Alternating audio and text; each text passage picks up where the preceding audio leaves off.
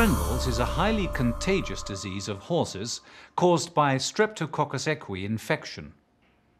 It is one of the most frequent infections of the horse worldwide.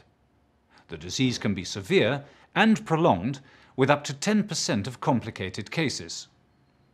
Strangled is feared particularly since the disease is so prevalent.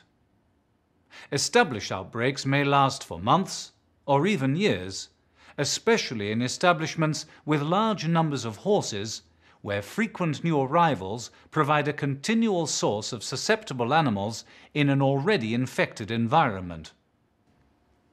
Clinical signs of strangles are first noticed when a horse refuses to eat or changes its eating habits.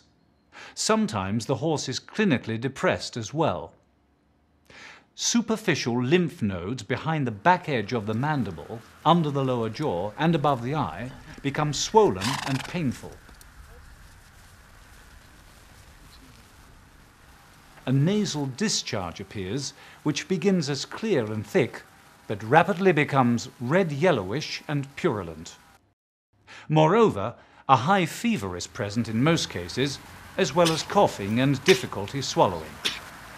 This is caused by swelling of internal lymph nodes in the neck and throat. These become so large that they partially block the airway, causing breathing to become difficult, which is why the disease is called strangles. After a few days, the lymph nodes will rupture and discharge highly infectious pus for 7 to 14 days. Strangles vaccines do exist in a few countries outside Europe. However, there is a definite need to improve the prevention of disease due to issues of efficacy and side effects such as vaccination reactions. The new Equilis Strep vaccine developed by Interfet is significantly more effective and avoids severe vaccination reactions by using a patented vaccination technique. Injection into the inner side of the upper lip of the horse. This novel vaccination technique is shown next. The Interfet Strangles vaccine Equilis Strep E is freeze-dried and must be dissolved carefully in the solvent provided.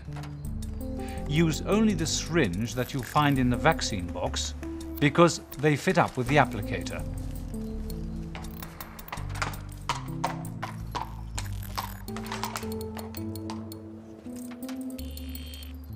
Withdraw exactly 0.3 milliliters of the solvent and add it into the vaccine vial.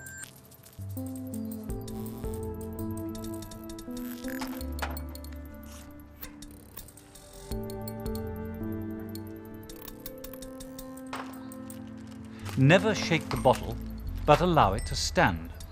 The vaccine dissolves completely in 1 minute. In this way, foaming of the vaccine will be prevented.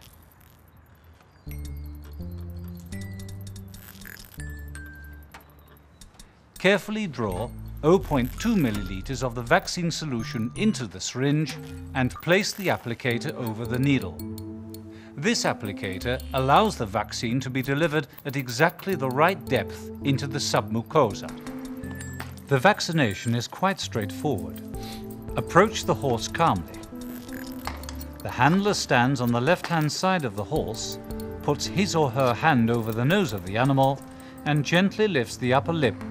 The vet gives the injection calmly. You can see that the horse hardly reacts. It is also possible for the vet to put his or her free arm around the head of the horse in such a way that the upper lip can be lifted with the free hand, so that the vaccine can be administered. A moderate swelling of the upper lip will develop the day following vaccination. Most animals show no signs of discomfort. They will continue eating normally and they can be ridden. 3 to 4 days after vaccination, a pustula will develop, but that's no problem.